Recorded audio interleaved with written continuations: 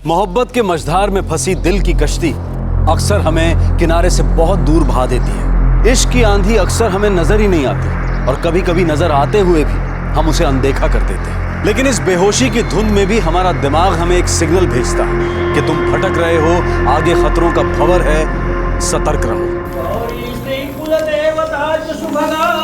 भूमि प्रपूर्णा शुभा सावित्री च सरस्वती सुरनदी सत्याव्रता रुन्धति।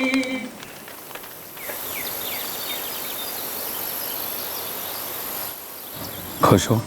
बहुत। और तुम? मैं भी। पर कमल, अगर वृंदा को पता चल गया तो? आरती देखो, अब हम दोनों एक रिश्ते में हमेशा हमेशा के लिए बंध गए हैं। पर वो तुम्हारी पहली पत्नी है। जानता हूँ आरती, जरूरत पड़ने पर मैं देख लूंगा।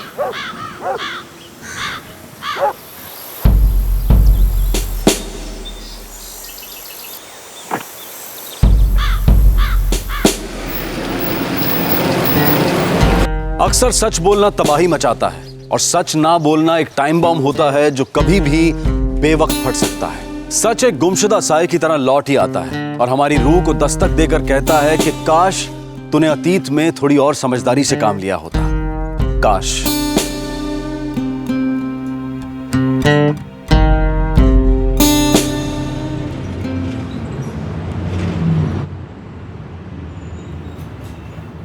आज भी रात भर बाहर रहोगे?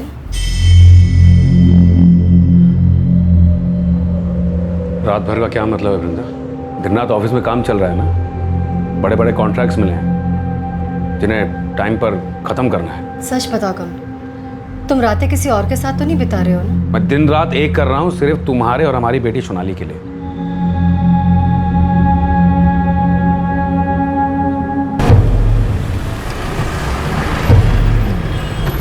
साहब, वो मैडम आपके बारे में कुछ पूछ रही थी। किस बारे में? यही कि आपका कुछ चल रहा है करके, कोई गर्लफ्रेंड गर्लफ्रेंड। तूने उन्हें कुछ बताया तो नहीं ना? नहीं साहब, कुछ बताया तो नहीं है, लेकिन साहब मेरे को लगता है ना कि आपको मैडम को बता देना चाहिए।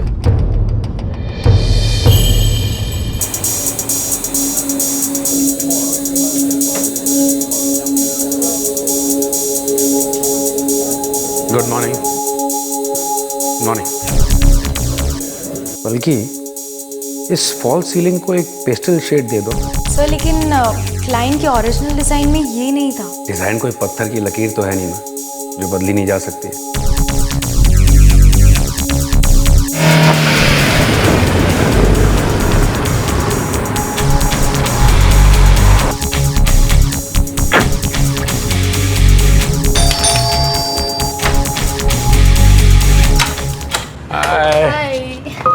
मिस किया तुम्हें।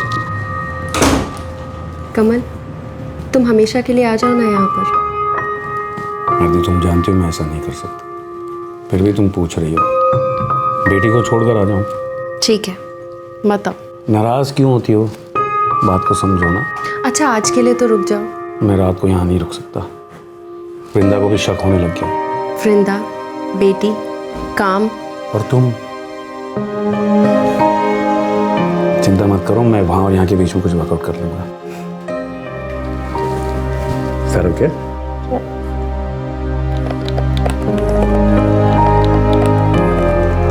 चलो सोनाली, सो जाओ, 11:30 बज गए हैं। हाँ सोनाली, लड़की बिना। मम्मा 11:30 बज गए, चलो सो जाओ। Come on mamma, only 10 minutes last game mamma, please mamma. Only 10 minutes. 15 minutes।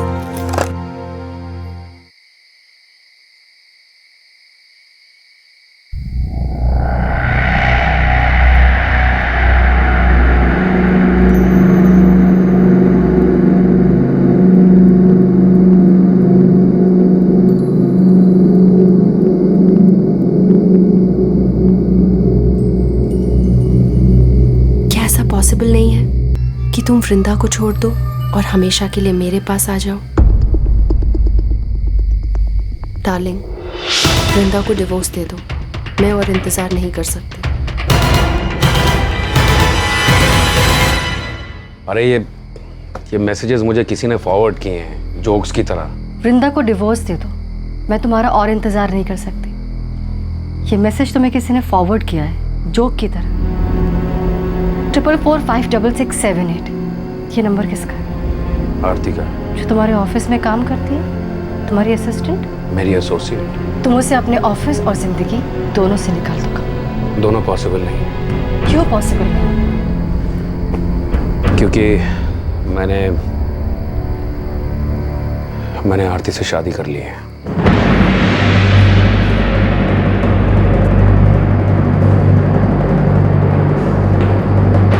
Sonali के बारे में एक बार भी नहीं सोचा?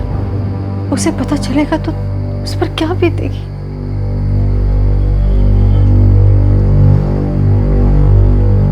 अगर तुम चाहो तो सोनाली को इसके बारे में कुछ पता नहीं चलेगा। और तुम 2 जिंदगियां जियोगे, 2 झूठ के साथ। सब कुछ पहले जैसा रहेगा। ये घर तुम्हारा और सोनाली का रहेगा, सेविंग्स भी तुम्हारी, सब कुछ तुम्हारा। सिर्फ तुम उसके। वृंदा, मैं उससे प्यार करता हूँ। प्यार तो कभी तुम मुझसे भी करते थे ना। प्यार का तुम्हारी जिंदगी में कोई मतलब नहीं रहा। वृंदा, हमारे बीच में अब पहले जैसा कुछ नहीं रहा है। देखो, मैं कोई कसर नहीं छोड़ूंगा। दोनों घरों को खुश रखूंगा। कहाँ रहती है वो? वो तुम्हें कभी बॉदर नहीं करेगी, आई प्रॉमिस। मैं तुम्हें और सोनाली को कभी नहीं छोड़ूंगा। ये प्रॉमिस तो तुमने आरती से भी किया होगा।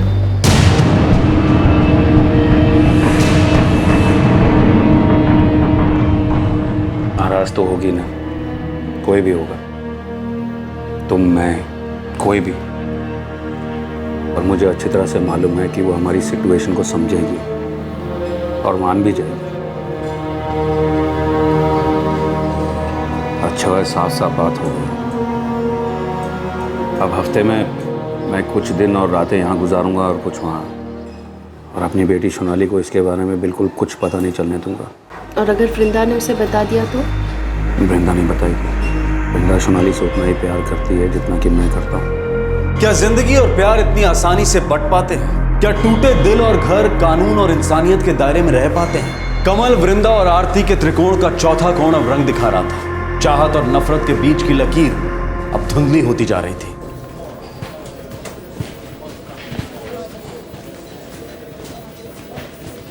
मैम, आप अंदर जा सकती हो।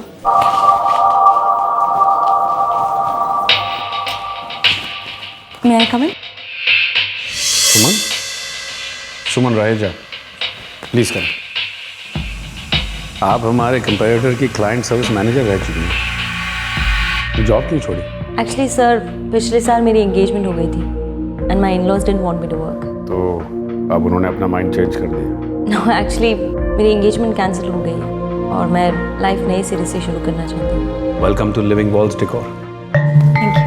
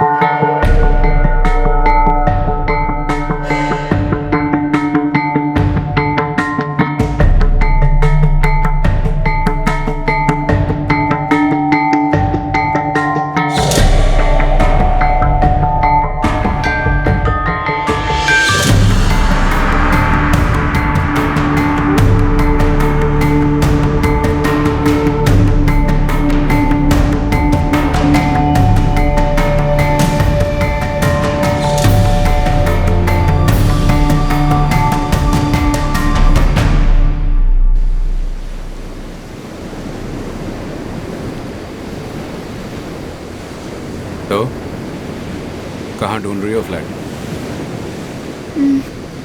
एक फ्लैट बांद्रा में देखा है, बट मेरे बजट का नहीं है। मेरे बजट से बाहर तो नहीं है ना? तुम क्यों? मैं क्यों? देखो कमल, मुझे तुमसे एक बात पूछनी थी। जवाब है आई लव यू। वृंदा मेरे बारे में जानती है? तुम चाहती हो कि वो जाने? वाइफ है तुम्हारी। वो सिर्फ जिम्मेदारी है मेरी। और मैं? तुम मेरी जान हो।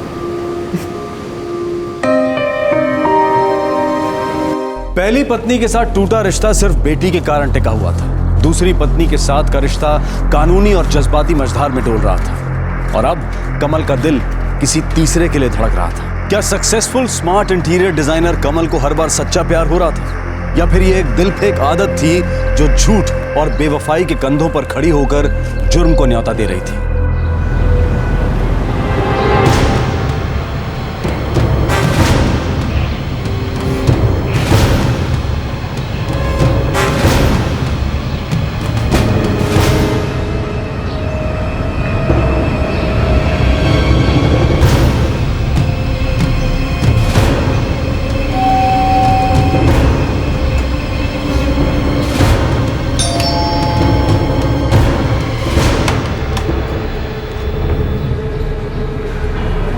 अरे प्रशांत, क्या हुआ? सब ठीक तो है ना? नमस्ते आपी।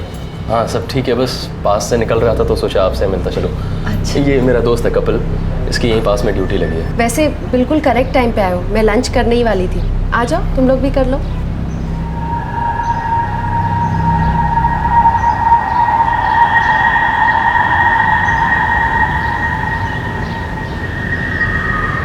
अरे थोड़ा चावल भी लो ना। नहीं भाभी, बस बस। तुम लोग कुछ खा ही नहीं रहे हो।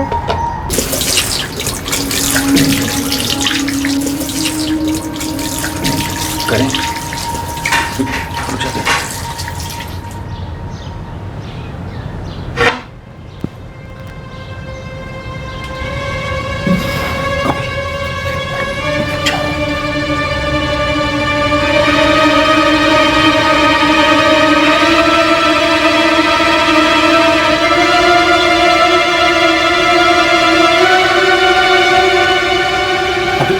चलना करते हैं।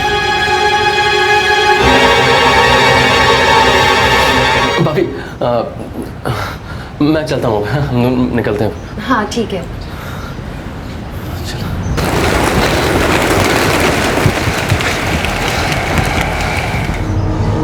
तेरे को हो क्या गया? इतने दिन की प्लानिंग, इतनी मगजमारी और एकदम टाइम पे तेरी हवा फुल।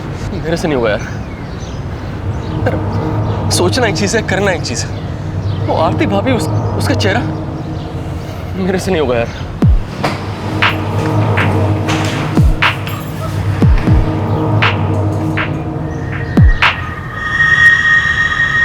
चल करते हैं। अभी मेंटल है क्या? एक टाइम एकदम साधु बनना है और फिर कहता है कि चल करते हैं। अब सब सेट है, करते हैं। चल।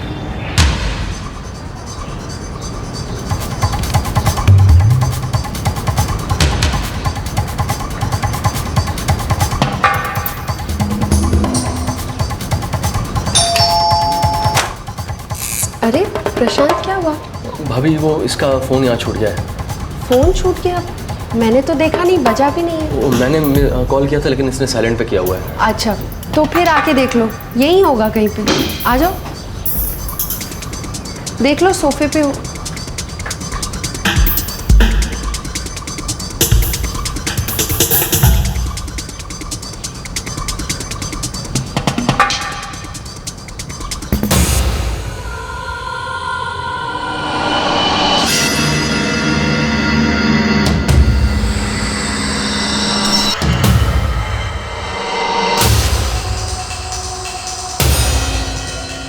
प्रशांत, क्या हुआ?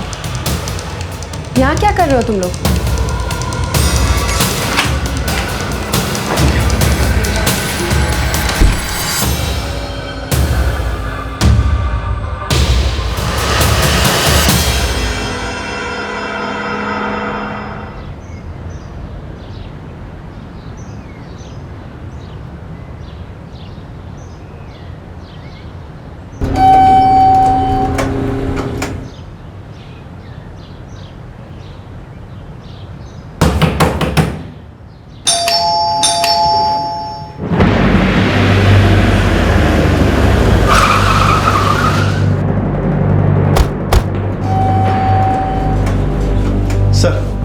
आनंद कुलकर्णी, सोसाइटी का सेक्रेटरी। मैंने ही आपको फ़ोन किया था। सर यही फ्लैट है जहाँ से बात आ रही है। सर एक्चुअली कल दूध वाले ने इधर दूध रखा, फिर सुबह किसी ने दूध उठाया ही नहीं, तो उसने जाके वॉचमैन को बोला। वॉचमैन ने मेरे को आके बताया। कोई रिश्तेदार का कांटेक्ट? हाँ, उनके हस्बैंड को मैंने फ़ोन किया, वो आते ही होंगे।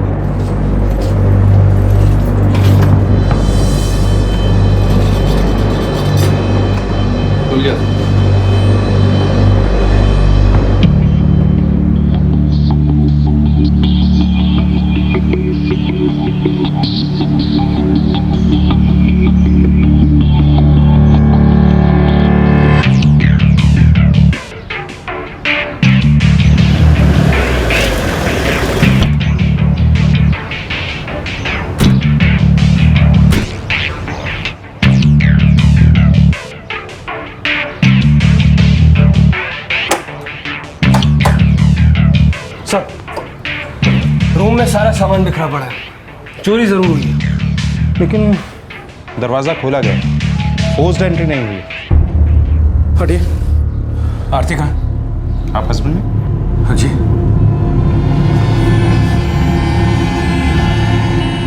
सर प्लीज, आरती क्या आरती? सर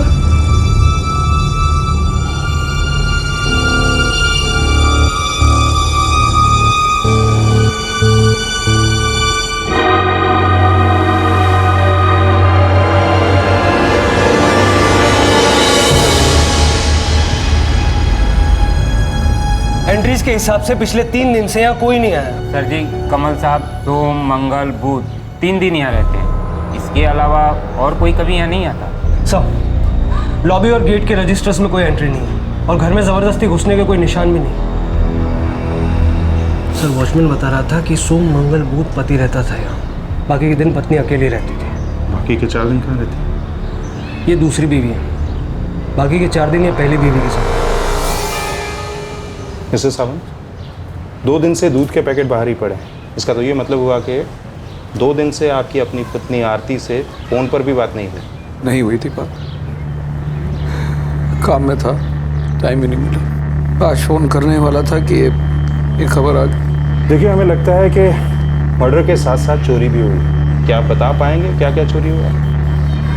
उसे गहने खरीदने का बहुत शौक था, ढेर सारे गहने थे उसके पास, उसने वो लॉकर में बंद रख दिए। लेकिन अब ये लॉकर तो खाली है।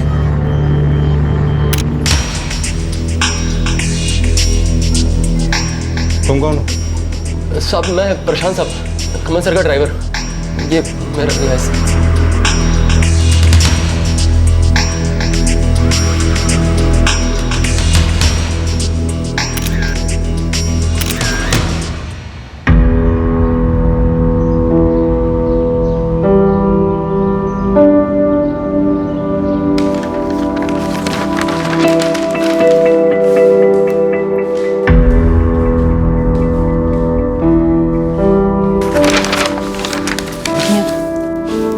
बल्कि ये आरती कौन थी?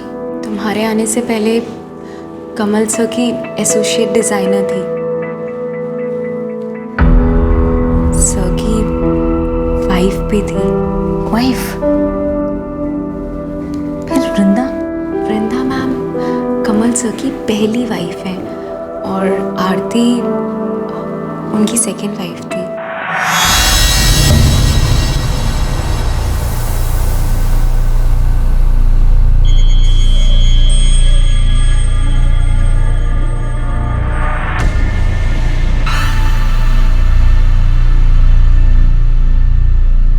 सर, आरती को उस दिन कोई भी ऐसा कॉल नहीं आया था जो गड़बड़ लगे। मतलब जो भी आया बिना कॉल किए आया? और विजिटर्स बुक में भी कोई एंट्री नहीं है सर। ये किसी करीबी लोगों का काम लगता है ज़्यादा। बिना एंट्री किए बिल्डिंग में दाखिल हुआ, बिना कॉल किए बेल दबाया, आरती ने उन्हें अंदर आने दिया और ये लोग सीधा बेडरूम में गए और आरती को मार दिया।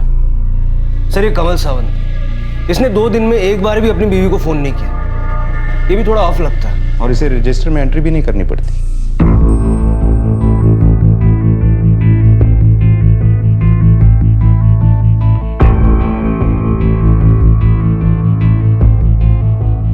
आरती और वृंदा एक दूसरे के बारे में जानते थे? दोनों एक दूसरे से मिले थे? नहीं। ये दूसरी शादी आप पर भारी तो नहीं पड़ रही थी मिस्टर सावंत? बिल्कुल नहीं। आरती और मैं एक दूसरे से बहुत खुश थे। हाँ, पर आरती खुश थे। वृंदा जी ने सब कुछ मैच्योरली अपना लिया था, फिर इस कहानी में नाखुश बन गए। ऐसा थोड़ी होता है सब खुश और मर्डर हो जाए। चोरी भी तो हुई थी। चोरी शायद भरोसे की हुई थी मिस्टर साहब। आप कहना क्या चाहते हैं इनसे? आपके घर के नौकरों से हमने पूछताछ की, घर की चाबियां किसी के पास है? हाँ, नहीं है। तो जो भी हत्यारा है आपकी बीवी का, वो कोई ऐसा आदमी है जिसे रजिस्टर में साइन करने की ज़रूरत नहीं पड़ी, ताला खोलने की ज़रूरत नहीं पड़ी, और उसकी इतनी हिम्मत थी कि वो आरती जी के बेडरूम तक गया। यानी कि यह कत्ल किसी ऐसे आदमी ने किया या करवाया है जो आरती जी के बेहद करीब था। जैसे क्या बकवास कर रहे हैं आप इंस्पेक्टर साहब? आपने आरती जी का कत्ल करवाया या खुद किया है मिस्टर सावंत? मैं आरती से प्यार करता था, मैंने उससे शादी की थी, पत्नी थी वो मेरी। दूसरी पत्नी थी? हाँ, तो क्या हुआ अगर वो मेरी दूसरी पत्नी थी तो? दूसरी बार प्यार नहीं होता है? शादियां नहीं होती? जरूर होती हैं, लेकिन कत्ल सिर्फ एक बार होता है, और यकीन कीजिए हमेशा पकड़ा जाता है। हाँ सर, आरती हमारे यहाँ काम करती थी, लेकिन कमल सर और आरती का फिर कब शुरू हुआ, कब उन दोनों की शादी हो गई, हमें पता ही नहीं चला। उनकी पहली बीवी वृंदा, वो भी यहीं काम करती थी पहले? नहीं सर। उन्होंने करवाया होगा ये मर्डर? ये सब मुझे कैसे पता होगा?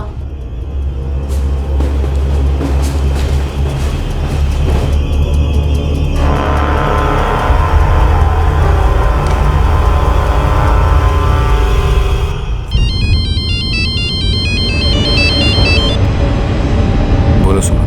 मैं क्या बोलूँ? सुमन, आई एम सॉरी। देखो, मुझे पता है कि ये तुम्हारे लिए बहुत बुरा टाइम है, लेकिन मैं बस इतना कहना चाहती हूँ कि झूठ के अंधेरे में मैं भी बहुत खुश नहीं हूँ।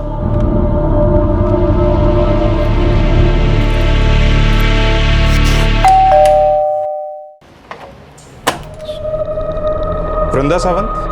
जी, मैं आरती से कभी नहीं मिली। आपको आरती पर ज्यादा गुस्सा था या अपने पति कमल पर? खोट मेरे पति में थी, पर मैं उसके बारे में कुछ नहीं कर सकती थी। पति का कुछ नहीं कर सकती थी, और आरती का? जलन बड़ा खतरनाक जहर होता है। जी, मैं आरती से नहीं जलती। हाँ, पर उन औरतों से जरूर जलती थी जो ऐसे पति को छोड़ने की हिम्मत रखते हैं। वो हिम्मत मुझ में नहीं थी। बढ़ती बच्ची है घर में, जिसे एक स्टैंडर्ड की ज़िंदगी जीने की आदत है। मेरा अपना कोई करियर नहीं है, माँ बाप का दिया कुछ भी नहीं है। क्या कमाते और क्या घर चलाते। छोड़ना चाहते हुए भी मैं अपने पति को छोड़ नहीं पाई, और इतनी हिम्मत भी नहीं जुटा पाई कि मैं खुद की जान ली। इसलिए तुमने आरती को मार दिया? जी, मैं आपसे पहले भी कह चुकी हूँ कि मैं आरती से आज तक नहीं मिली। मुझे सिर्फ इतना पता है कि मेरा घर और मेरा दिल दोनों मेरे पति ने तोड़ा है। आरती की जगह कोई और लड़की भी हो सकती थी, पर मेरे पति तो वही रहते हैं ना।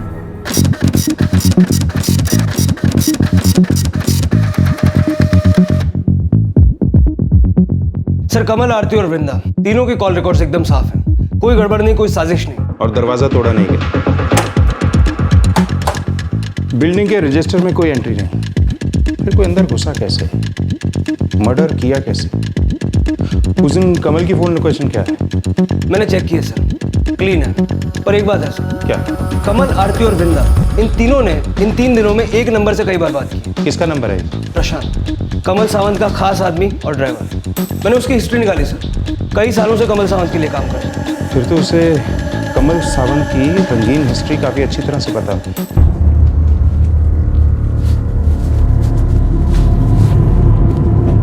खुश हो ना आप? हाँ, बहुत खुश हूं कि तुम खुश नहीं। तुमने अपना घर तोड़कर उसका घर बसाया। अपनी बेटी के हक के पैसों से तुमने उसके लिए घर खरीदा, जेवर खरीदे, क्या कुछ नहीं खरीदा। और देखो आज क्या हुआ है। तुम्हारी ही दी हुई चीजों ने उसकी जान ले ली। तुमने मारा है उसे कमल, तुमने।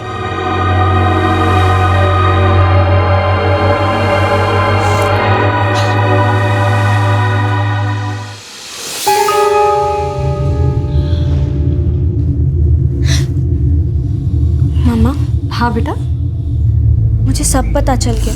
क्या पता चल गया आपको? पेपर में आया था कि पापा की दूसरी शादी हुई, उनकी दूसरी वाइफ का मर्डर हुआ। साहब, वो पुलिस वाले मेरे को बुला रहे साहब।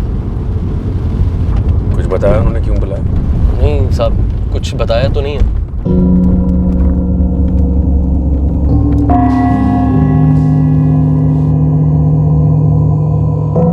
इस वक्त मुझे तुम पर बहुत गुस्सा होना चाहिए ना, पर पता नहीं क्यों मुझे तुम्हारे लिए बुरा लग रहा है। मैं तुम्हारी ये हालत देख नहीं सकती कमल।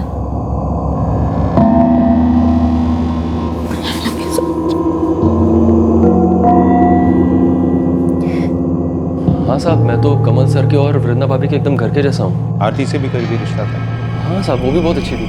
देखो प्रशांत, तुमने इन दोनों रिश्तों को करीब से देखा। तुम जानते हो कि ये क्यों बने, तुम ये भी जानते हो कि ये क्यों टूटे। हमसे कुछ भी छुपाने की कोशिश मत करो, क्योंकि हम खाल उठा कर ढूंढते हैं। साहब, मुझे तो सिर्फ उतना ही पता होता था जितना कमल सर बोलते थे। या जितना सुन लेता या देख लेता। कभी आरती के घर जाना हुआ होगा? हाँ सर। कभी अकेले भी गए हो? कमल ने किसी काम से भेजा होगा? हाँ साहब, कमल सर भेजते रहते हैं इधर उधर। 15 मार्च की दोपहर को गए थे ना आरती के फ्लैट? क्या साहब? नहीं मैं नहीं गया था। तुम्हें किसी ने बताया नहीं कि ये फ़ोन रिकॉर्ड झूठ नहीं बोलते? मुझे पता है कि 15 मार्च की दोपहर को तू आरती के फ्लैट पर गया था। और एक बात बोलता हूँ, तू अकेला नहीं गया था, तेरे साथ कोई और भी था। देख, अब जो भी है साफ साफ सुर में गा दे, वरना रुला रुला के उल्टी करवाऊंगा। हाँ साहब, मैंने आरती भाभी को मार डाला। ये तो मुझे पता है तूने मारा है। मारना चाहता था तू? नहीं साहब, मैं मारना नहीं चाहता था। मेरे से नहीं हुआ यार। सोचना एक चीज है, करना एक चीज है। बहुत डर गया था साहब, मुझे पता था मैं जो कर रहा हूँ गलत कर रहा हूँ। फिर भी मार डाला? लालच में अंधा हो गया था साहब, कुछ नहीं दिख रहा था, सिर्फ पैसे चाहिए थे। अबे ओ प्रशांत, तुझे पता है क्या बोल रहा है? तू एक बार उसके कहने देखेगा ना, तेरा भी दिमाग घूम जाएगा। किसी का फुलटू करने का मतलब खाने का काम नहीं है बे। एक तो अंदर घुसेंगे कैसे, फिर बाहर कैसे निकलेंगे? अपने ऊपर कभी कोई शक नहीं होगा। मैं आरती भाभी के घर ऐसे आता जाता हूँ जैसे अपने कमल सर। सिर्फ गहनों के लिए आरती का कत्ल किया? हाँ साहब। प्रशांत, क्या हुआ?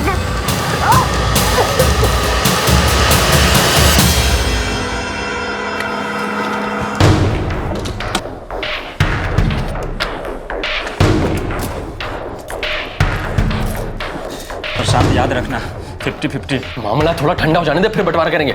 चल। कहने कहाँ है? और ये कपिल कहाँ मिलेगा? ज्ञानी रिश्तेदार के घर पे छुपा है।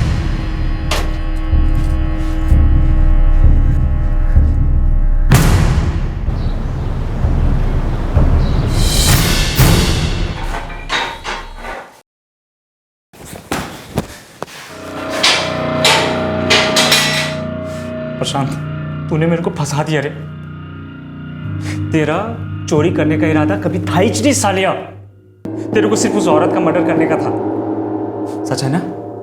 अरे अब तो बता दे, किसके कहने पे ये सब किया तूने? अभी सॉरी बोल ना।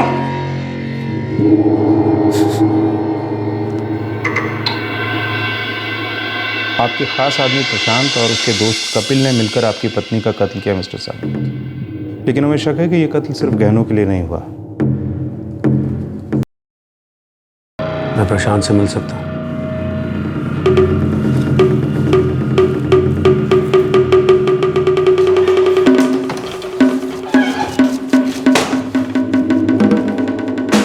सर, 15 मार्च को लंच टाइम में प्रशांत आरती के घर पर था। अरे थोड़ा चावल भी लो ना। नहीं भाभी, बस बस। और उसका कहना है कि उसकी मर्डर करने की हिम्मत नहीं हो रही थी, इसलिए वो एक बार घर से बाहर गया, फिर बीच रास्ते से वापस आया और काम तमाम कर दिया। बीच रास्ते में ऐसा भी क्या याद आ गया उसे, या फिर किसी ने कुछ कहा उसको? सर दरअसल 2:15 बजे उसे एक फोन आया।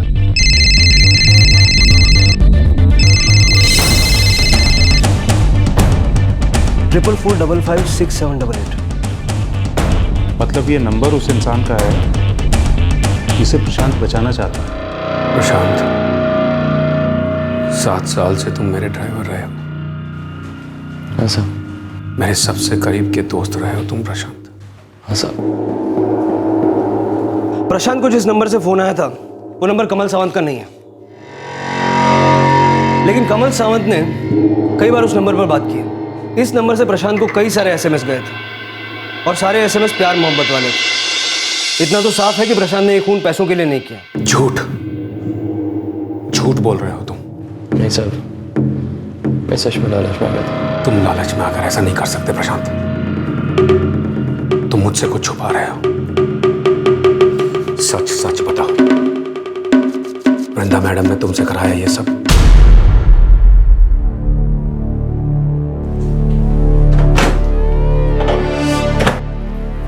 मम्मा। हाँ बेटा। मम्मा, मैं हमेशा आपके साथ रहूंगी, चाहे जो भी हो जाए।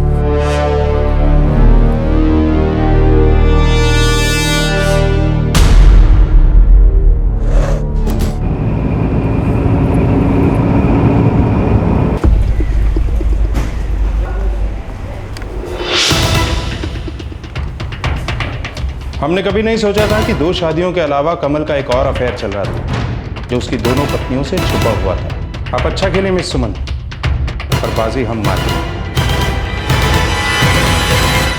सुमन? लेकिन मैंने तो सुमन को आरती के बारे में कभी कुछ बताया ही नहीं, एक वर्ड नहीं बोला है उसे।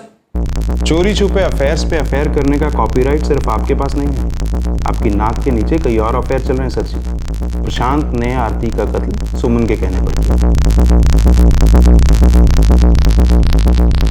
मेरे से नहीं होगा यार।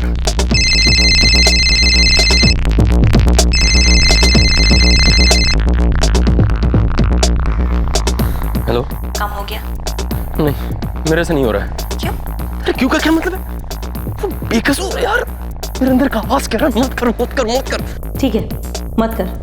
और इसके बाद तू भी मत मिल मुझे। सुमन कुछ और सोचते हैं ना। प्रशांत, इतना सोचने के बाद हमने ये फैसला लिया था, हमारे लिए, एक दूसरे के लिए। एक्चुअली ना, तुम्हें वो बात है ही नहीं। मैं तुम्हें ना एक बुरा सपना समझकर भूल जाऊंगी। बाय। नहीं नहीं नहीं, सुमन सुमन सुमन सुमन, देख रख मत। मैं करता हूँ। Good boy. और काम हो जाने के बाद फोन करना मुझे। हाँ। और सुनो, आई लव यू।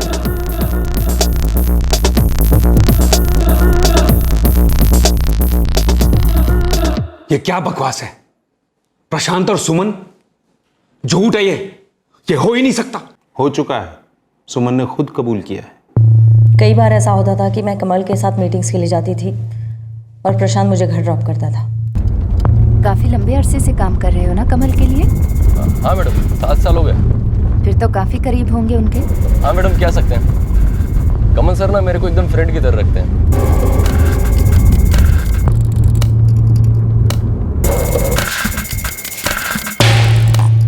प्रशांत, मैं यहाँ से चली जाऊंगी। मेरा काम है आपको दरवाजे तक छोड़ना, नहीं तो मेरे को रात भर नींद नहीं आएगी।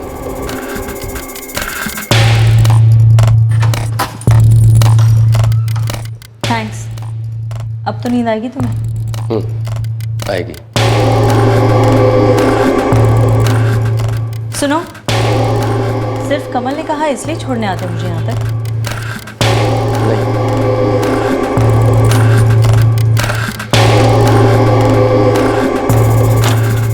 सुनो, चाय पी कर जाओ। जी? क्यों, नहीं पीनी? नहीं मतलब पीनी है। तो फिर वहाँ क्यों खड़े हो? अंदर आ जाओ।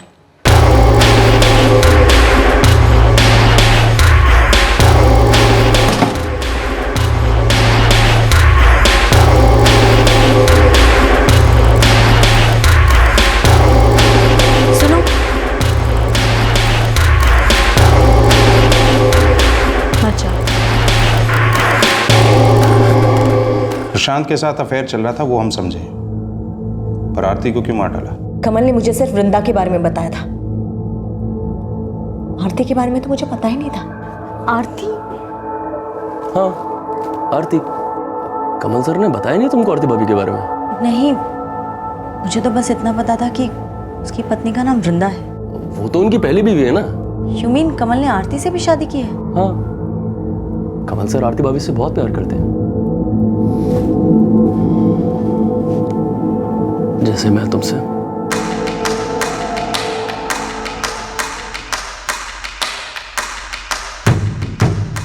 आरती भाभी भी सर को फुल दिल से प्यार करती हैं। वो कुछ भी मांगेगी ना, कमल सर फटाक से हाँ बोलते हैं। मुझे पता चल गया था कि कमल उसकी मुट्ठी में है, वो जो कहे कमल करता है। तब मुझे लगा कि कमल की लाइफ में मैं बस टाइम पास के तौर पर, यूज एंड थ्रो जैसी, और ये मुझे मंजूर नहीं था। मुझे कमल सिर्फ मेरे लिए चाहिए था। तुम्हें कमल नहीं, कमल का पैसा चाहिए था। बिना पैसे का कमल तुम्हारे किस काम का होता? तुम उसके दिए हुए फ्लैट से खुश नहीं थी, तुम्हें हर वो चीज चाहिए थी जो उसने आरती को दी थी।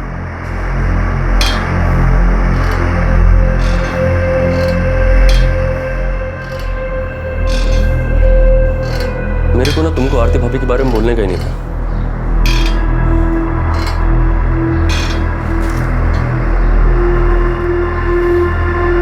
छोड़ो ना उसे, हमारे बारे में सोचो ना। हमारे बारे में सोचने के लिए है कुछ?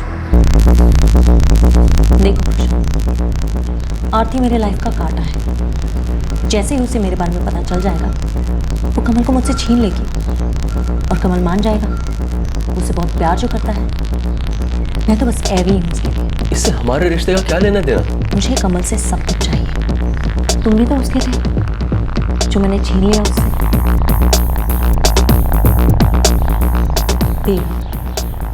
प्यार से ना दिल भरता है, पेट नहीं। अच्छा खाने का शौक हो तो अच्छे खासे पैसे लगते हैं जो ना तुम कमा सकते हो ना मैं। कमल सर कभी नहीं छोड़ेंगे आरती भाभी, और तुम्हारे लिए तो बिल्कुल। लेकिन आरती भाभी तो कमल को छोड़ सकती है ना, हमेशा के लिए। क्या तुम क्या कह रही हो सुमन? मुझे चाहते हो? हाँ? मेरे लिए मर सकते हो? हाँ। चेहरा तो देखो, चिल। मरने के लिए नहीं कह रही। तो फिर? मरने से मारना आसान है ना?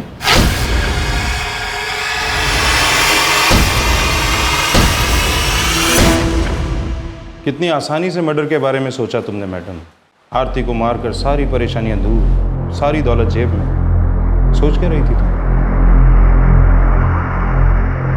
अपने आप को पढ़ा लिखा बोलते हो, लानत है तुम पर।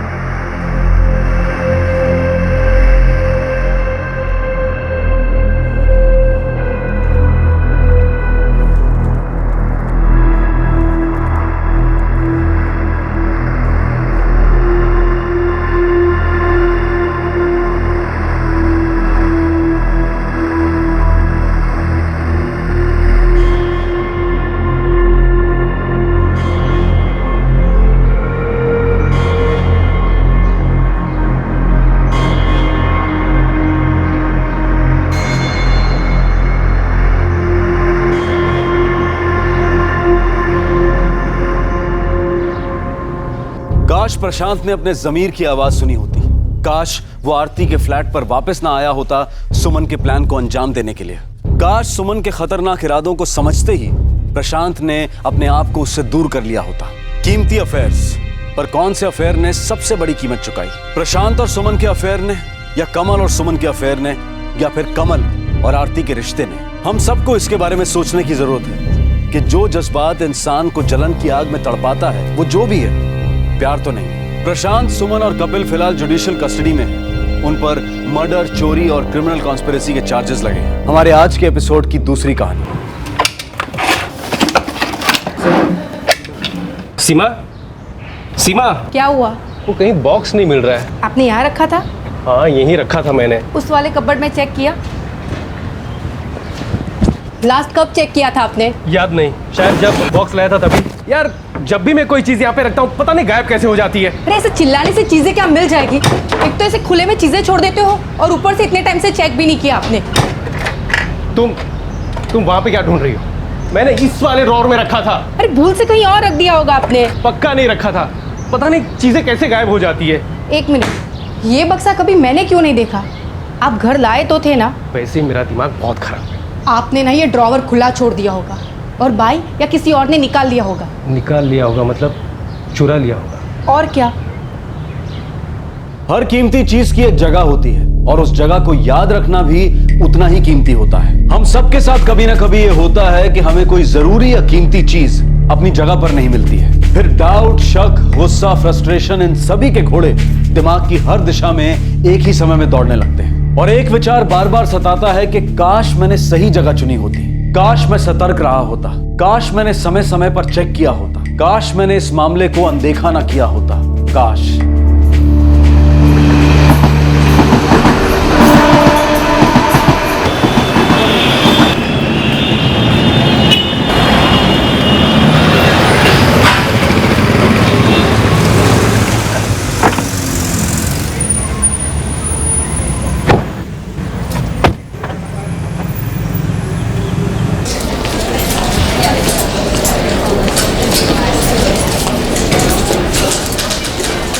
कैसे हैं योगेश जी?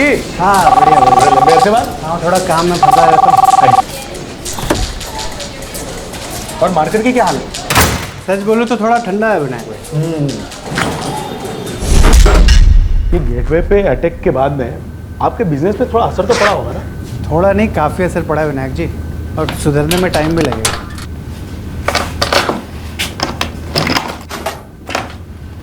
मैं आपकी चाय बोलता हूँ विदाउट शुगर, अदरक वाली। जी थैंक यू।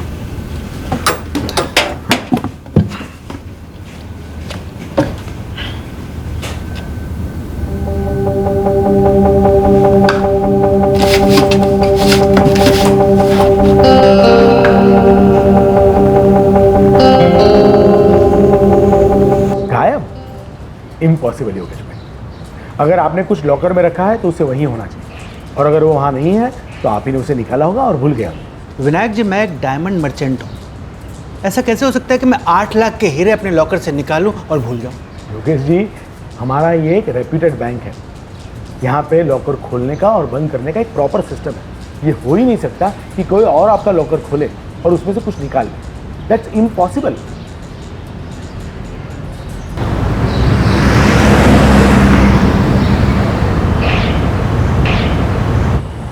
हाँ हेलो पारुल, अच्छा सुनो, पिछले 1 साल में मैं क्या हीरे घर लाया हूँ? શું વાત કરો છો તમે?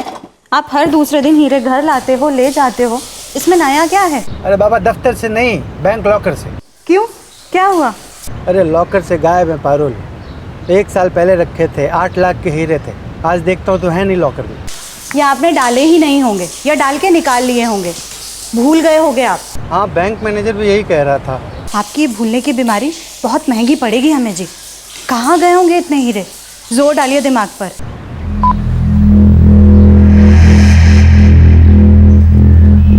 डायमंड मर्चेंट योगेश सांघवी को याद नहीं आ रहा था कि उन्होंने लॉकर से हीरे कब निकाले थे और वो कहां रखे थे। बैंक का मैनेजर पूरे दावे के साथ कह रहा था कि खुद योगेश के अलावा बैंक के लॉकर को कोई छू भी नहीं सकता। दरअसल ये सन 2008 का किस्सा था।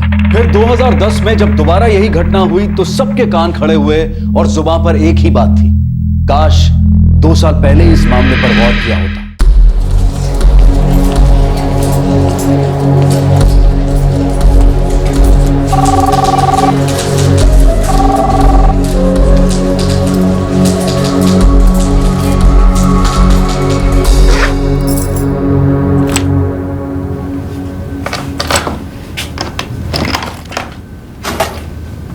Thank you.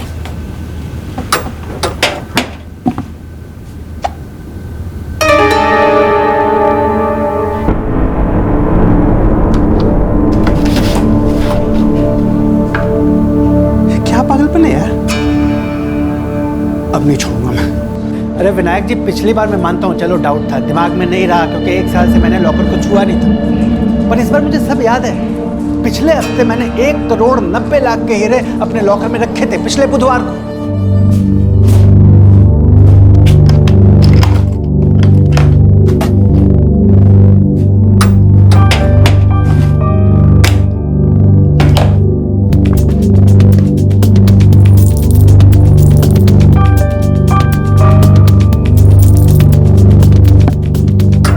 विनायक जी, किसी ने मेरा लॉकर खोला है, जरूर खोला है, पक्की बात है ये। मैं भी हैरान हूँ क्योंकि 3 दिन पहले केतन भाई बारोट ने भी आपके जैसी एक शिकायत दी थी। केतन भाई आपकी की तरह एक डायमंड मर्चेंट है। विनायक जी, 43 लाख के हीरे रखे थे लॉकर में, अब वो वहां पर नहीं है। मैं आपको ठीक से याद है कि आपने लॉकर में रखे थे, कहीं ऐसा तो नहीं कि आपने निकाल लिए थे? मिस्टर मैनेजर, 43 लाख के हीरे थे वो, कोई चिल्लर रकम नहीं थी कि मैं रख के भूल जाऊं। नक्की मेरे लॉकर से चोरी हुई है। मेरी समझ में ये नहीं आ रहा है कि मास्टर की मेरे पास हो, और जब भी कस्टमर आते हैं तब लॉकर का दरवाजा सिर्फ मैं खोलता हूँ। अभी ये सब कैसे हो रहा है? ये तो पुलिस ही पता करके बताएगी विनायक जी। सर, 2008 में भी मेरे 8 लाख के हीरे लॉकर से गायब हुए थे, और तब भी मैंने ये बात उठाई थी। सच में मैं क्या कहूँ क्या ना कहूँ, कुछ समझ में नहीं आ रहा। लॉकर खोलने के लिए पहले मास्टर की डालनी पड़ती है ना? जी, और मास्टर की सिर्फ मेरे पास रहती है। ये मास्टर की जो सिर्फ मेरे पास होती है, और इसके साथ कस्टमर्स अपने लॉकर्स की प्राइवेट कीज यूज करके अपने लॉकर्स खोलते हैं। योगेश भाई, आप अपना लॉकर खोलिए।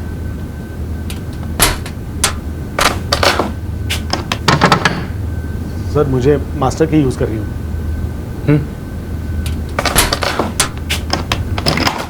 देखिए सर, अब खुल गया। सर किसी भी लॉकर को खोलने के लिए कस्टमर की और मास्टर की दोनों को एक साथ यूज करना पड़ता है, उसके बगैर लॉकर खुल ही नहीं सकता। और इसलिए केतन भाई और योगेश भाई के लॉकर्स और किसी ने खोले हो ये पॉसिबल ही नहीं है। आप योगेश भाई और केतन भाई आप डायमंड मर्चेंट्स हो? जी। दूसरे डायमंड मर्चेंट्स हैं जिनके हीरे आपके लॉकर्स में हो? हाँ, करीब 50 डायमंड मर्चेंट्स हैं जिनके लॉकर्स हैं यहाँ पे। उन्हें फ़ोन कीजिए और कहिए कि जल्द से जल्द आकर अपने अपने लॉकर्स चेक कर लें। जहाँ ये 2 के साथ हो सकता है वहाँ 20 के साथ भी हो सकता है।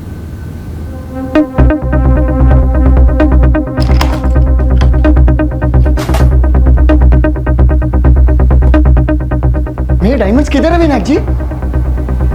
पूरे 40 पेटी का माल था मेरा। ये डब्बा खाली क्यों है? क्या था इस पे? अरे जो भी था है कहाँ? अरे 12 लाख का एक डायमंड था, 100 लीटर। 32 लाख ना हीरा आता हमारा विनायक जी। कहाँ गए मेरे डायमंड? तो भगवान, मेरी तो 8 लाख ही गई। विनायक भाई, मैंने अपने हाथों से 19 लाख के हीरे इसमें रखे। कमाल, ये सेफ्टी वॉल्ट है या कूड़ा था? आज रखा कल खाली। मुझे अपने हीरे वापस चाहिए विनायक। सर, अभी तक 18 कस्टमर के लॉकर में से डायमंड गायब हुए हैं। टोटल लॉस है 12 करोड़। 12 करोड़? हाँ सर, सभी डायमंड मर्चेंट हैं, लाखों करोड़ों में ही खेलते हैं। वही, सबसे पहले सभी व्यापारियों की डिटेल्स निकालो। कहाँ से हीरे आ रहे थे और कहाँ के लिए जा रहे थे, और ये इतने लंबे अरसे तक वहाँ पर क्यों पड़े रहे? हो सकता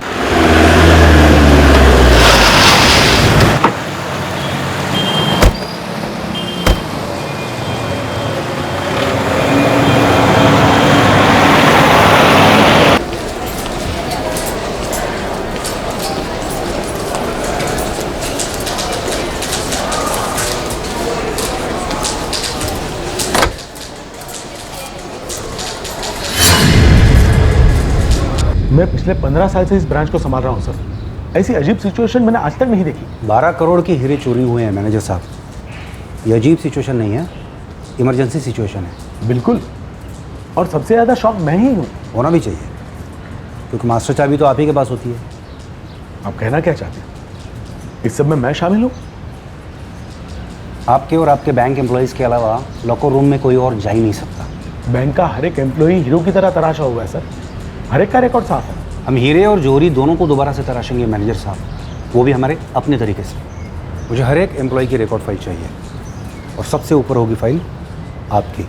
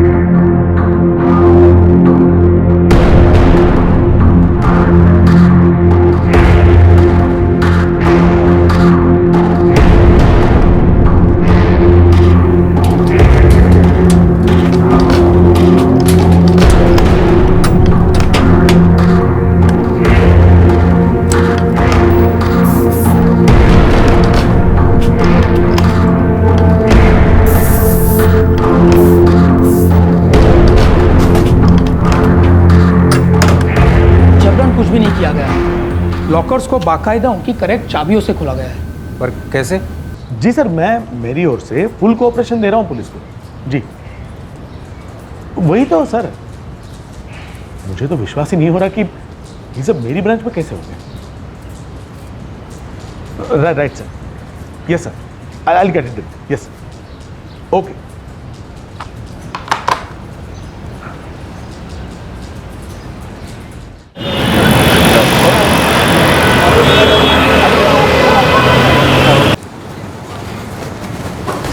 ऐसे कैसे हीरे गायब हो गए? अरे वही तो पारुल, सब सोच में पड़ गए हैं। पूरा हीरा मार्केट हिल गया। पुलिस तो 1 महीने से अपना काम कर रही है ना? हाँ, क्या काम कर रही है भगवान जाने। देखिए, छोड़िएगा नहीं, लगे रहिएगा। अरे ऐसे कैसे छोड़ूंगा पारुल, सब व्यापारी लोग से बात करूंगा मैं। 12 करोड़ के हीरे गायब हुए। अरे बाप रे, 12 करोड़ के? और नहीं तो क्या। अच्छे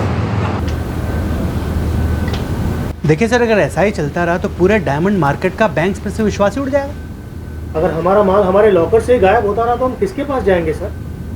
सर अगर मास्टर की के बिना लॉकर खुल नहीं सकता तो इसका मतलब कोई ना कोई मास्टरमाइंड है इसके पीछे। जहाँ पे ब्रांच है वहाँ के पुलिस स्टेशन के क्राइम ब्रांच को मैं इस केस पे लगाता हूँ। केस जिसे भी दीजिए, हमें हमारा माल वापस मिले। बहुत बड़ा नुकसान हुआ है। हाँ सर, हमने हमारा माल मरोज हुई। जानता हूँ श्याम जी, लेकिन आप सबको भी मानना होगा कि ये कोई आम चोरी का केस नहीं है। इतने बड़े बैंक के लॉकर से हीरे रोज गायब नहीं होते। आप सबको थोड़ा सब्र करना होगा। मुजरिमों को पकड़ने के लिए थोड़ा वक्त लगेगा। बस अब आप ही से उम्मीद है सर। सर, लोकल पुलिस ने इस केस में अभी तक जो भी तहकीकात की है उसके सारे पेपर्स ये हैं। तानाजी, नितिन और जगत को भी इस केस पे ले लो और इंस्पेक्टर वाडेकर के साथ एक मीटिंग फिक्स कर दो। पता चले जांच में वो लोग कहाँ तक पहुंचे थे और कहाँ के रुके थे, और रुके तो क्यों रुके थे। Yes sir. ब्रांच के सभी एम्प्लॉय, यहाँ तक कि मैनेजर विनायक भी, सबके रिकॉर्ड स्कैन किए लेकिन कहीं भी कोई भी गड़बड़ी नहीं मिली। मतलब ये किसी बाहर वाले का काम है, लेकिन इस बाहर वाले को सिर्फ मास्टर की ज़रूरत नहीं पड़ेगी, बल्कि उस हर लॉकर की चाबी की ज़रूरत पड़ेगी, क्योंकि हर लॉकर की एक अलग चाबी होती है जो सिर्फ कस्टमर के पास होती है। पर ऐसा कैसे हो सकता है? नहीं, लॉजिक नहीं बनता। तो आपका अनुमान है कि बैंक के अंदर से कोई गड़बड़ नहीं है? लगता तो कुछ ऐसा ही है।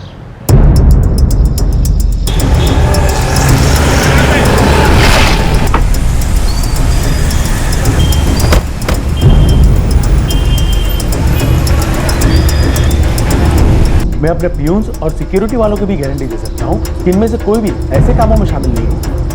जी हाँ, इंस्पेक्टर वाडेकर के रिपोर्ट ने भी आपके सारे स्टाफ को क्लीन चिट दी है और मैं भी इस बात को मानता हूँ। हाँ, और ये डेफिनेटली किसी अंदर वाले का काम नहीं है। मतलब ये किसी बाहर वाले का ही काम है, लेकिन अंदर वालों की मदद के बिना इस बाहर वाले को पकड़ना थोड़ा मुश्किल ही होगा, राइट?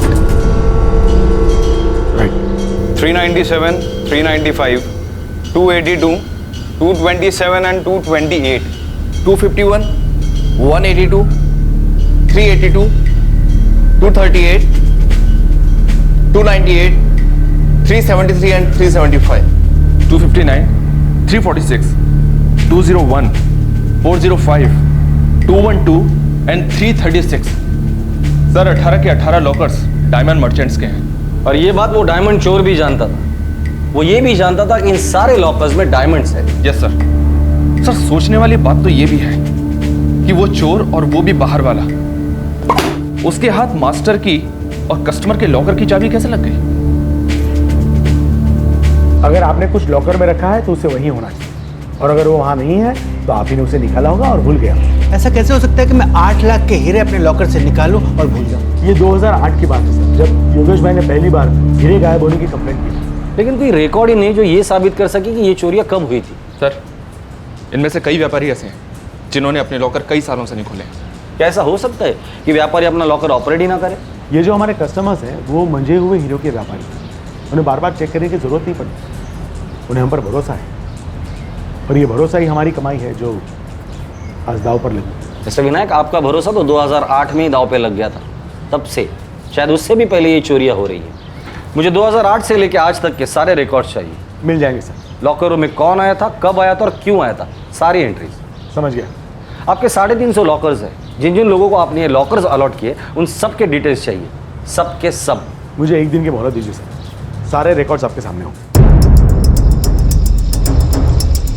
हर लॉकर की चाबी अलग है, खांचा भी अलग है सर। और मास्टर की का खांचा हर लॉकर के लिए सेम ही होगा। सर समझो किसी ने मास्टर चाबी का डुप्लीकेट बना भी दिया, लेकिन बाकी सारे लॉकर्स का डुप्लीकेट कैसे बन सकता है? हाँ, अगर कस्टमर से चाबी गुम हो गई हो तो पॉसिबिलिटीज़ है ना। पॉसिबल ही नहीं। मतलब तुम ये कहना चाहते हो कि 18 लॉकर के मालिकों की चाबी गुम हो गई तो इस चोर को भी, इसे पहले से ही पता था कि लॉकर में डायमंड है। मतलब लॉजिक बहुत फैल जाता है। फिर भी सर एक बार इन सबसे पूछ ही लेते कि कभी चाबी खोई थी इनसे। ठीक है, पूछ लो, क्योंकि इस केस की चाबी भी इन चाबियों के राज में छुपी हुई है। नहीं, मैंने आज तक कभी अपने लॉकर की चाबी नहीं। सवाल ही नहीं उठता सर, मैं अपने लॉकर की चाबी कभी किसी को छूने तक नहीं देता। सर लॉकर की चाबी मैं अपनी जान से भी ज़्यादा संभाल कर रखता हूँ। और तो और मेरी मिसेस को भी नहीं मालूम कि मैं अपने लॉकर की चाबी कहाँ रखता हूँ। लॉस्ट। तो ये चाबी खोने वाली पॉसिबिलिटी को हम लोग रूल आउट कर देते हैं। सर 3 साल से चल रहा था समझो, 2008 में सामने आया, लेकिन किसी ने कोई एक्शन नहीं लिया सर। सर हो सकता है किसी ने हर एक लॉकर की डुप्लीकेट चाबी बनाई हो। पर कैसे? लॉकर के ताले से डुप्लीकेट बनाना बहुत माथाफोड़ी का काम है सर। अक्सर हम लोग जुर्म होने के बाद सोचते कि ये जुर्म कैसे हुआ होगा, क्यों हुआ होगा। जो भी है, ये केस पुलिस, पब्लिक और बैंक तीनों के लिए कीमती सीख देने वाली है, ताकि भविष्य में जाके हम लोग सतर्क रहें। सर, पिछले 3 साल में लॉकर रूम में कौन अंदर गया और कौन बाहर आया, पूरा चिट्ठा इसमें। हर एक एंट्री को बारीकी से स्कैन करना, किसी भी एंट्री को मामूली मत समझना। जरा सा भी शक हो जाए तो नोट कर लेना। इन रजिस्टर में एक एंट्री ऐसी है जो हमें इस केस के मास्टरमाइंड तक लेके जाएगी।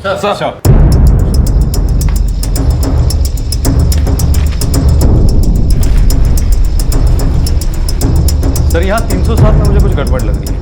307 में तो मेरे पास भी 2 एंट्रीज है।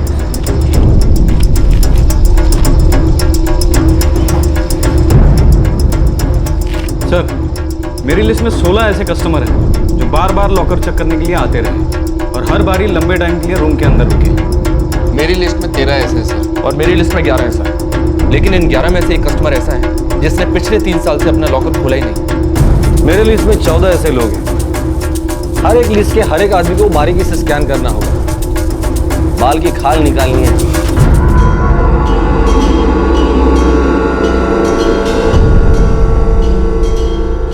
सर, ये जो 20 नामों की लिस्ट आपने मुझे भेजी है, उसमें से ये जो 17 लोग हैं उन्हें मैं पर्सनली जानता हूँ। क्या ये सभी के सभी डायमंड मर्चेंट्स हैं? हाँ, टॉप के डायमंड मर्चेंट। और बाकी के 3? बाकी के 3 में रंजीत आचार्य, दामोदर काकड़े और आदिल हुसैन। इसमें से रंजीत और दामोदर को मैं पहचानता हूँ।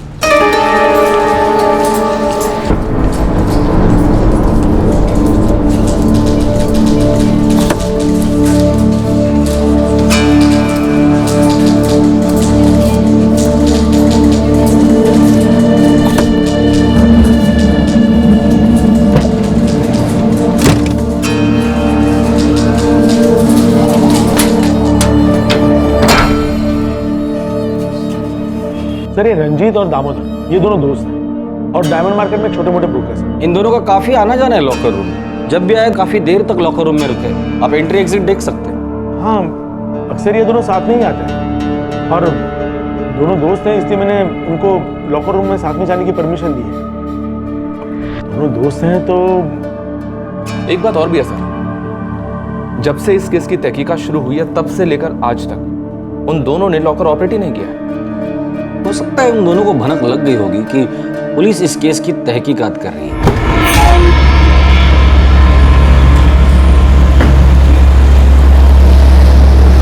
और ये तीसरा, आदिल हुसैन, 3 साल हो गए लॉकर लेकर, लेकिन एक बार भी विजिट नहीं। मुझे चेक करना पड़ेगा। विनायक जी, मुझे रंजीत और दामोदर इन दोनों के सारे अकाउंट और ट्रांजैक्शन के डिटेल्स चाहिए। जो भी जानकारी आप दे सकते हैं वो सभी मुझे चाहिए। मिल जाएगी। और ये आदिल हुसैन, उसके भी सारे डिटेल्स चाहिए। जी।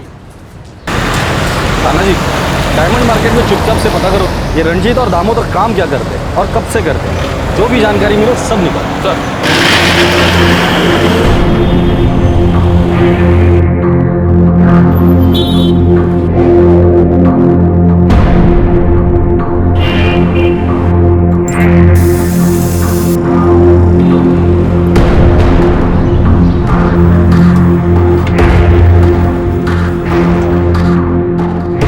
तो सुना है रंजीत आचार्य, लेकिन ये कोई खास आदमी नहीं है मार्केट में। छोटा ब्रोकर होगा ये कोई। दामोदर और रंजीत जानता हूँ, दोनों ब्रोकर्स हैं, पर कभी उनके साथ धंधा नहीं किया।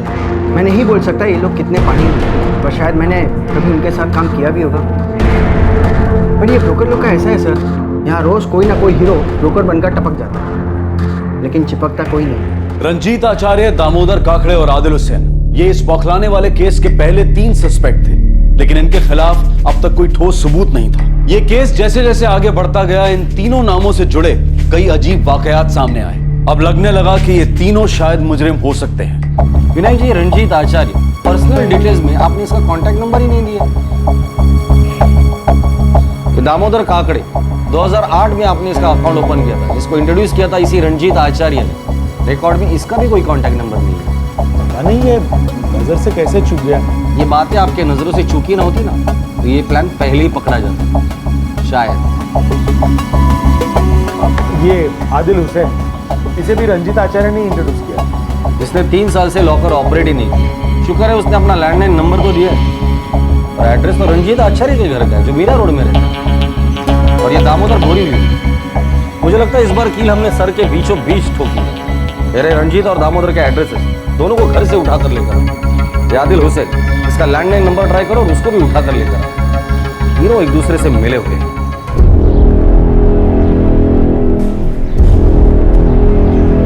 ये टेलीफोन नंबर अस्थायी रूप से बंद है।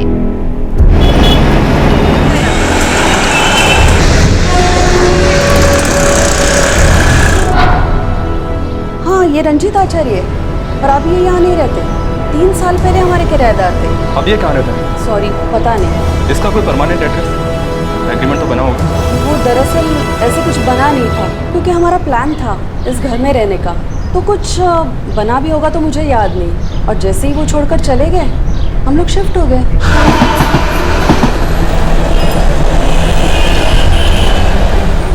मैं इनको नहीं जानता। ये दामोदर काकड़े काकड़े हो या कोई और, उसने यहीं का एड्रेस दिया है। एड्रेस शायद गलत भी हो सकता है और आदमी भी गलत हो सकता है। वैसे इस आदमी को यहाँ आसपास देखा है कभी? इस मोहल्ले के कौवे और चिड़ियों को भी मैं पहचानता हूँ, लेकिन इनको कभी नहीं देखा। 44595 ये नंबर तो 4 साल पहले डिस्कनेक्ट हुआ था सर। तब से खाली पड़ा है, किसी ने लिया ही नहीं। ये किसका नंबर हुआ? ये सर किसी अल्ताफ हुसैन का हुआ करता है। ये एड्रेस तो होगा इस अल्ताफ हुसैन? अंधेरी वेस्ट का एड्रेस है सर। ये तो आदिल है। हाँ, ये कहाँ मिलेगा? अब मैं क्या जानूं, लेकिन ये सब जो मकान है ना, इस जगह पहले एक बहुत बड़ा मकान हुआ करता था और वो मकान था आदिल के अब्बू अल्ताफ हुसैन का। कोई 10 साल पहले अल्ताफ भाई ने वो मकान बेच दी और उसकी जगह ये सारे मकान आ गए और वो लोग तो भाई चले गए कहीं और। कहाँ? ये तो पता नहीं, पर सुनने में आया है 6 साल पहले अल्ताफ भाई का इंतकाल हो। ये आदिल तो सुना है कि कोई दर्जी की दुकान चलाता। अच्छा, इसका कोई हीरो के व्यापार के साथ कोई ताल्लुक था? हीरे? यानी वो असली वाले, वो चमकने वाले? हाँ, वही चमकने वाले, असली वाले। अरे नहीं भाई, आदिल के अब्बू तो चाबी बनाने का काम करते थे। चाबी बनाने का काम? अच्छा, तो आप बता सकते हैं कि कहाँ मिलेगा वो? मेरे लड़के को मालूम होगा। माजिद? क्या आदिल का बाप चाबियां बनाता था? अरे आदिल मामूली सा दर्जी और बैंक में लॉकर, बात कुछ हजम नहीं। एक काम कर, इससे पहले कि आदिल हाथ से निकल जाए उसको उठा कर लेकर आओ। क्यों नहीं रहा?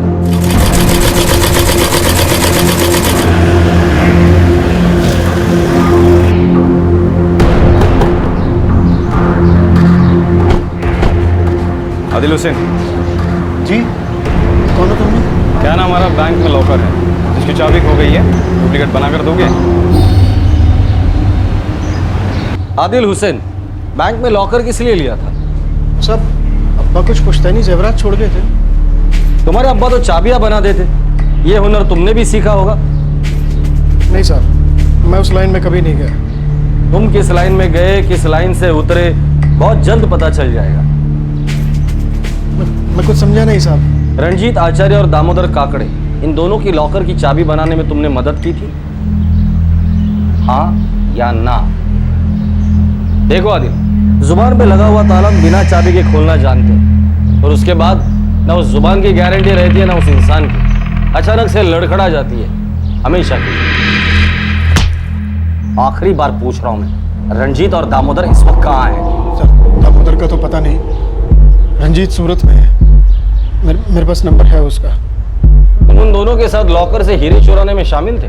सर, उनकी प्लानिंग तो चल रही थी, पर जब उन्हें पता चला कि मैं उनके लिए चाबी नहीं बना पाऊंगा तो वो किसी और के पास चले गए। सर, फिर जो भी किया मुझे कुछ नहीं मालूम साहब। ठीक है, बाकी की जानकारी हम लोग रंजीत से ही ले लेंगे, लेकिन तुम हमारे साथ सूरत आ रहे हो और रंजीत को तुम हम तक पहुंचाओ। कोई भी चालाकी करने की कोशिश की, हम तुम्हें कहाँ भेजेंगे पता है?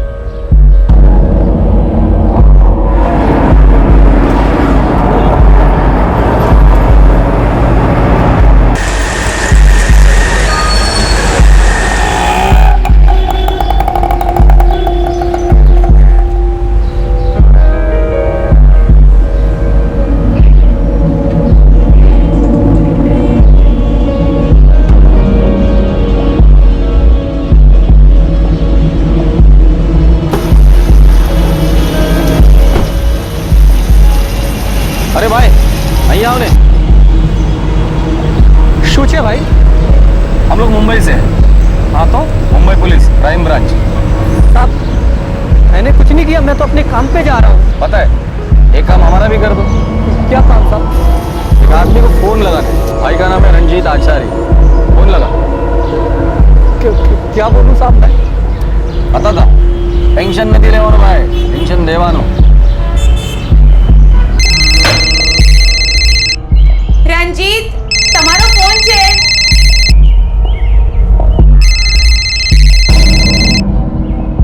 हेलो हेलो हेलो, हाँ रंजीत आचार्य? हाँ जी बोलू छू, તમે કોણ? हाँ आपके किसी रिश्तेदार का एक्सीडेंट हो गया है और वो सिविल हॉस्पिटल में भर्ती है। कौन कौन रिश्तेदार? जी मुझे नहीं मालूम, उन्होंने आपका नंबर दिया था और नाम बताया था। मैंने आपको फोन कर दिया, ये मेरा काम था। आप जल्दी जाइए, सॉलिड खून बहा है। मैं रखता हूँ। हेलो हेलो, બધું ઠીક તો છે? किसी का फोन था कि तुम्हारे रिश्तेदार का एक्सीडेंट हो गया, सिविल हॉस्पिटल में एडमिट है वो। आगे कुछ बोला नहीं और फोन काट दिया। हाँ तो जाओ, भागो जल्दी। हो सकता है मेरी तरफ से कोई हो। હું પણ આવું? ना ना हूँ जाऊँ छू।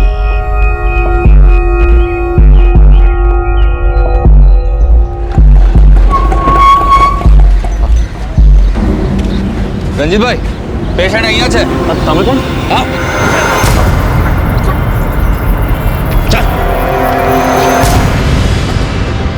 रंजीत दामोदर तक तुम हमें लेके जाओगे और ना हम तुम्हें हॉस्पिटल लेके जाएंगे, समझे? चल दामोदर को फोन लगा।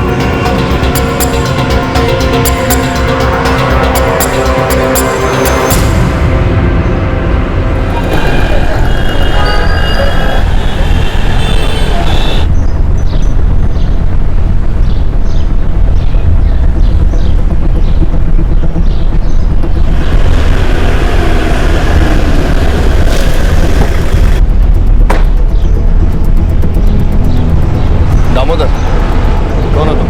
चल रंजीत बुला रहा है।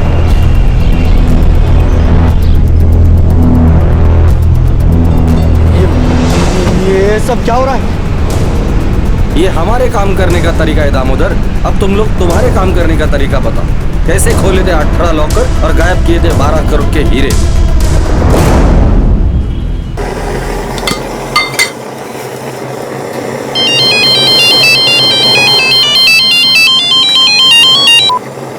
हाँ सलाम दामोदर भाई, बोलो। हाँ हेलो बशीर, लिंक रोड पे टर्निंग पे आ जाना। सब खैरियत तो है? हाँ हाँ सब खैरियत है।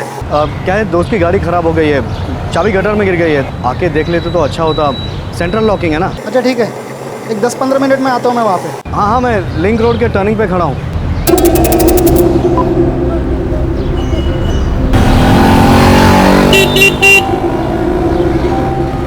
अरे सलाम दामोदर भाई। अच्छा तो ये है गाड़ी? हाँ यही है गाड़ी, लेकिन इसकी चाबी मिल गई। अरे दामोदर भाई फोन तो किया होता। नहीं नहीं बशीर, और एक लॉक है जिसकी चाबी बनानी। लॉकअप। अरे साहब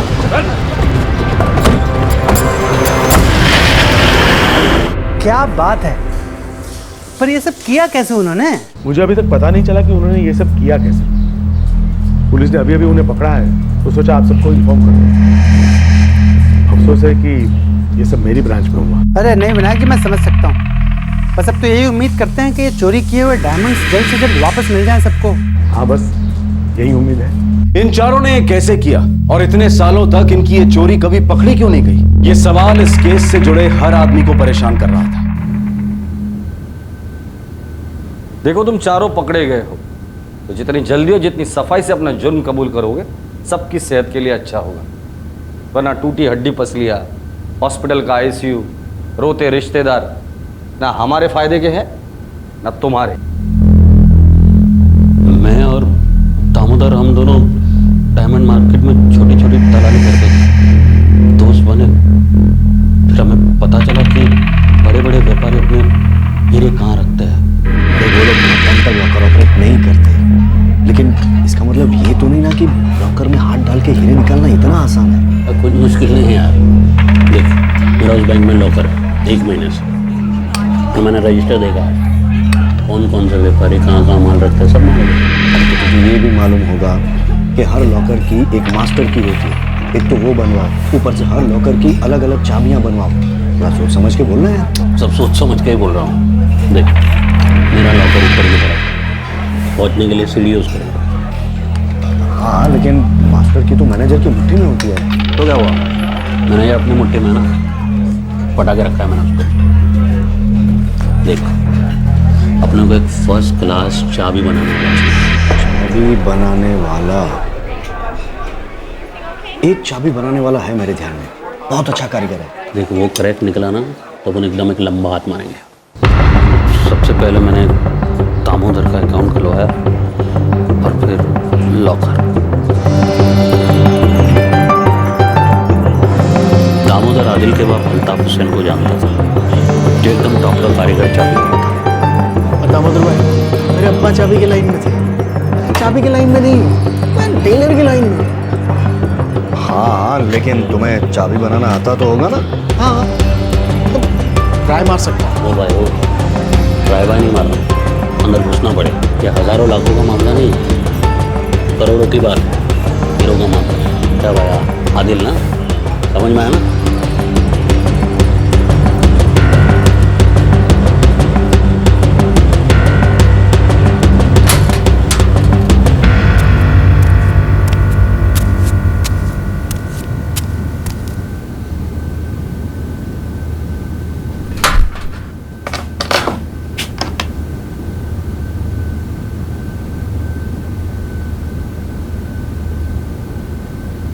माफ़ करना भाई, नहीं हो सकता। ये ताले बहुत पेचीदा हैं। अरे भाई, मांगता है उतना टाइम लेना यार। भाई, टाइम का सवाल नहीं है। ये काम सिर्फ कोई पेशेवर कारीगर ही कर पाएगा, वो भी कोई धुरंधर। मैं दर्जी हूँ भाई। क्या ये काम अपना बशीर कर पाएगा? कौन बशीर? बशीर भी एक चाबी बनाने वाला है, बहुत अच्छा कारीगर है। हाँ, बशीर भाई शायद कर पाएंगे, और उनका हाथ भी एकदम साफ है। पहले लाने का था ना उसको। कमाल है यार। ठंडे दिमाग और प्यार से हर ताला खुल सकता है। लॉकर का, बैंक के लॉकर का। हाँ, क्यों नहीं। बैंक वाले की मेन चाबी होती है और दूसरी चाबी लॉकर के मालिक की। डुप्लीकेट चाबी बनाने के लिए हम तुझे बैंक के अंदर नहीं ले जा सकते। और हाँ, ये दोनों चाबी हम बैंक के बाहर भी नहीं ला सकते हैं दोस्त, तो फिर डुप्लीकेट बनाओगे कैसे? साहब, डुप्लीकेट चाबी बनाने के लिए बैंक के अंदर जाने की ज़रूरत नहीं। तुम लोग खाली लॉकर की तरफ पहुँच सकते हैं। चाबी कैसे बनानी है, लॉकर कैसे खोलना है, मेरी जिम्मेदारी। तो फिर चाबी कैसे बनी? वो मेरा लॉकर ऊपर था, तो सीढ़ी पर मैं ही चढ़ता था, विनायक कभी नहीं चढ़ा। वो मुझे मास्टर की मेरे हाथ में दे देता था।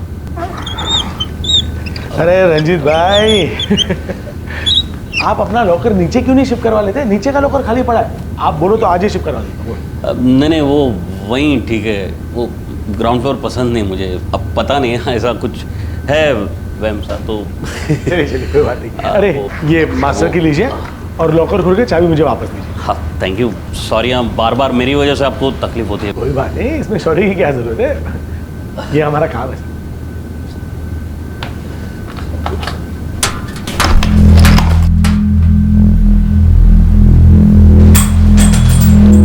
क्या हुआ? अब वो सॉरी, चाबी गिर गई।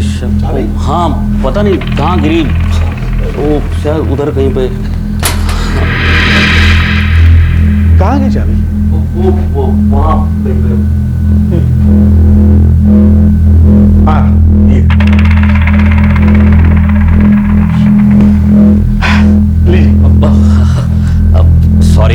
सॉरी विनायक जी, मेरी वजह से आपको तकलीफ हो रही है। अरे आप बार बार सॉरी मत कहिए रंजीत जी, ये तो हमारा काम है कस्टमर की सेवा करना।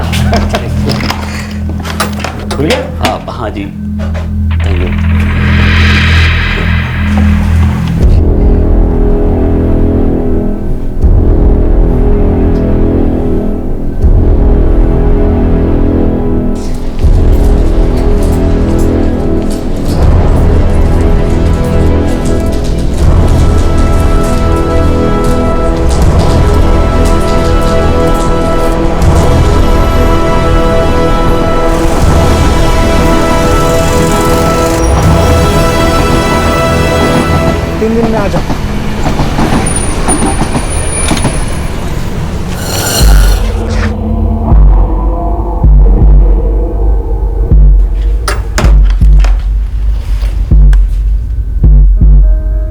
बशीर मुझे एक सॉफ्ट की बना कर देता था जो मैं अपने लॉकर पर आजमाता था। उसके खांचों के निशान इस सॉफ्ट की पर पड़ जाते हैं। 2 दिन का टाइम चाहिए और एक ऐसी चाबी बना कर दूंगा।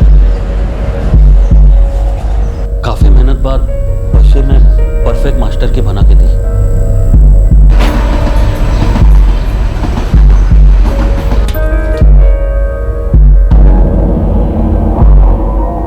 अब मैंने मास्टर की मेरे अपने लॉकर पर फिर से ट्राई की। मैंने अपना लॉकर बंद किया और फिर डुप्लीकेट मास्टर की से दोबारा लॉकर खोला। अब मेरे हाथ मास्टर की लग गई थी। हमारा आधा काम हो चुका था। अब हमें वो सभी लॉकर्स पहचानने थे जो हमें ढूंढने थे। ये वाला, चूंकि हम डायमंड मार्केट में काम करते थे, हमें मालूम था वो कौन से व्यापारी हैं जिनके डायमंड लॉकर में है और एक अरसे से बंद पड़े हुए हैं। कभी मैं अकेला, कभी दामोदर अकेला, कभी हम दोनों साथ में उन लॉकर्स के खांचों के निशान लेते थे।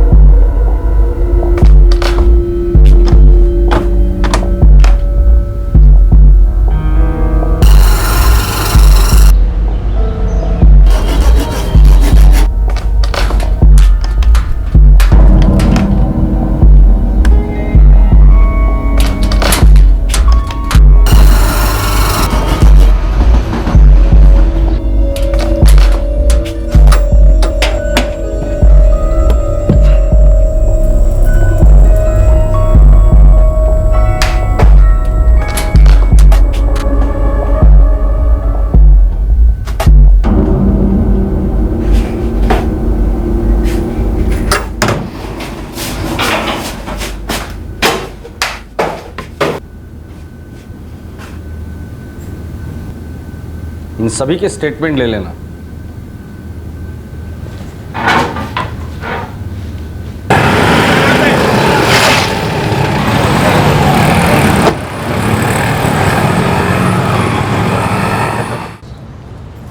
मिस्टर विनायक, इन तीनों के अकाउंट्स खोलते वक्त, लॉकर्स अलॉट करते वक्त डॉक्यूमेंट्स को लेकर सतर्कता दिखानी चाहिए थी। आदिल हुसैन का तो बैकग्राउंड ही चेक नहीं किया था आपने।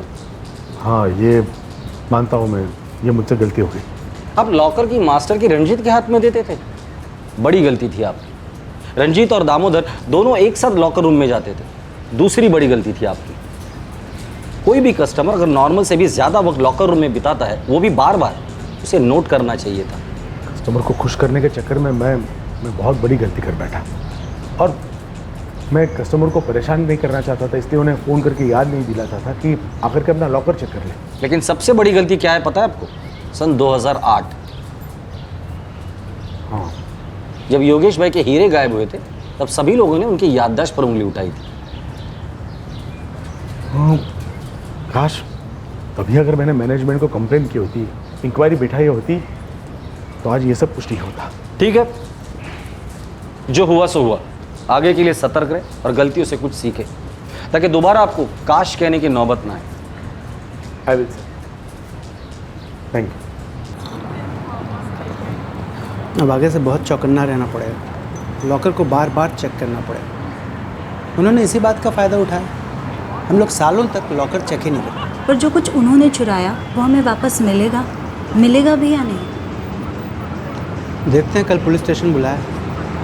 हमने उनसे काफ़ी हीरे बरामद किए जो उन्होंने हाल ही में चुराए थे। हमने कोर्ट में पिटीशन की है कि उनकी सभी प्रॉपर्टीज अटैच की जाए, और हम लोग पूरी कोशिश करेंगे कि बाकी का माल भी जल्द से जल्द बरामद हो जाए। Thank you, thank you.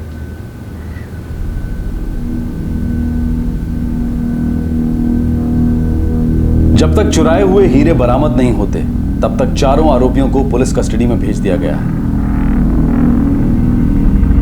लूटे गए हीरों में से 90% हीरे आरोपियों से बरामद कर लिए गए, फिर उन्हें जुडिशियल कस्टडी में भेज दिया गया और कुछ समय बाद चारों को बेल मिल गई। सभी मुख्य आरोपियों को अपनी जीवनी के लिए नए व्यवसाय चुनने पड़े। इस केस में मुजरिमों ने एक बहुत सिंपल सी बात को नजरअंदाज कर दिया, जो ये थी कि हीरों की दुनिया सिर्फ मुट्ठी भर पड़ी है और यहाँ इतनी बड़ी चोरी करने के बाद पकड़े न जाना लगभग असंभव है। जिन व्यापारियों को उनके गायब हुए हीरे वापस मिले वो अब चैन की सांस ले रहे हैं, लेकिन उनके लिए भी ये बहुत बड़ी सीख साबित हुई है कि कोई भी प्रोसेस, कोई भी प्रक्रिया फॉर ग्रांटेड नहीं ले सकते, नजरअंदाज नहीं कर सकते। हम ये बिल्कुल नहीं कह रहे हैं कि हमें 24 घंटे चिंता की गिरफ्त में रहकर हर राई का पहाड़ बनाना चाहिए, लेकिन हाँ, हमें रेगुलरली अपने जीवन के सभी क्षेत्रों में एक चेकलिस्ट जरूर बनानी चाहिए। ध्यान रखना चाहिए कि कहीं कोई सिंपल सी लेकिन बहुत इंपॉर्टेंट बात को हम नजरअंदाज तो नहीं कर रहे हैं। काश हमने लिख कर रखा होता, काश हमने चेक किया होता, काश हमने आइडेंटिटी कार्ड मांगा होता, काश हमने वेबसाइट पर क्लिक ना किया होता। काश,